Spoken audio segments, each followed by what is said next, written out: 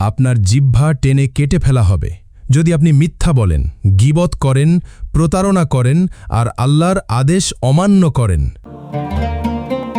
আল্লাহু আকবার, আল্লাহু আকবার। বিচার দিবসে অনেক মানুষ দাঁড়াবে, কিন্তু তাদের জিহ্বাই হবে তাদের ধ্বংসের কারণ। আল্লাহ তাআলা কুরআনে ঘোষণা করেছেন, মানুষ যে কথাই উচ্চারণ করে তার কাছে সদা উপস্থিত সংরক্ষণকারী রয়েছে। সূরা কাফ আয়াত 18।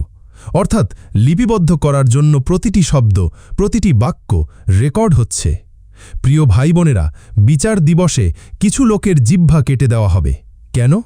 রাসূল সাল্লাল্লাহু আলাইহি ওয়াসাল্লাম বলেছেন, গীবত করা জিনা থেকেও ভয়াবহ। তিরমিজি। কারণ গীবতের ক্ষমা আল্লাহ দেন না যতক্ষণ না ভুক্তভোগী ক্ষমা করে। রাসূল সাল্লাল্লাহু আলাইহি ওয়াসাল্লাম বলেছেন, কিয়ামতের দিন এমন এক ব্যক্তিকে আগুনে নিক্ষেপ করা হবে যার অন্ত্র বের হয়ে যাবে। মানুষ বলবে, তুমি তো ভালো কাজের কথা বলতা, তাহলে নিজে করলে না কেন?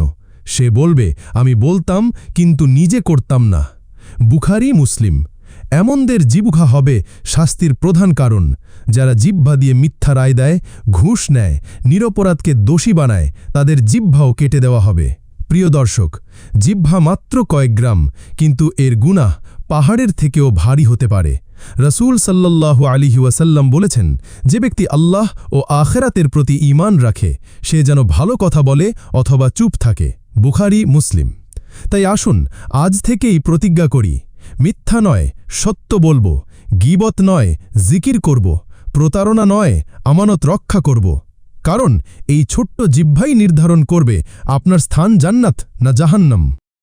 ফলো, লাইক, কমেন্ট করুন যেন এমন আরও কন্টেন্ট আপনার কাছে পৌঁছে যায়।